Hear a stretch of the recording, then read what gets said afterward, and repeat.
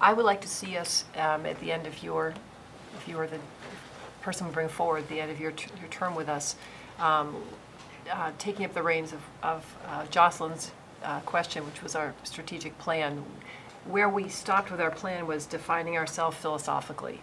And that's really the struggle in our district. It's more of a philosophical struggle than it is a hardcore budget quandary.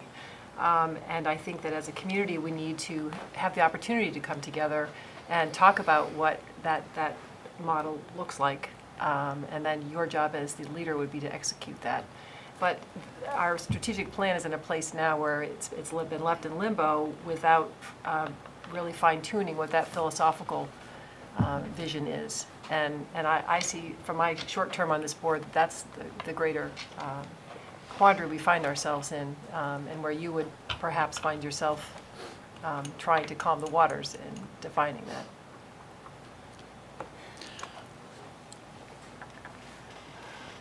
that. Again, in that work, maybe it's time to, maybe you need to take a step backwards and say, who needs to be involved here? Who are the stakeholders? Because you can't move along with the belief system and philosophies that you haven't have them along with you.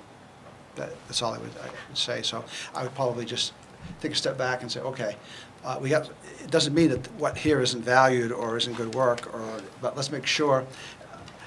I mean, I was thinking about, I remember watching a documentary on public TV where they were interviewing former President Johnson, and he was talking about his Vietnam experience as a president. He said, in this Texas slang going on, he said, well, I went into this presidency with Vietnam, I was head of the posse.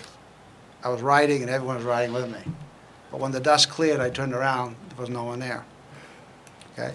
And so I think sometimes we get involved in our projects and we move ourselves there, we turn around and say, wow, I thought everybody was with you here.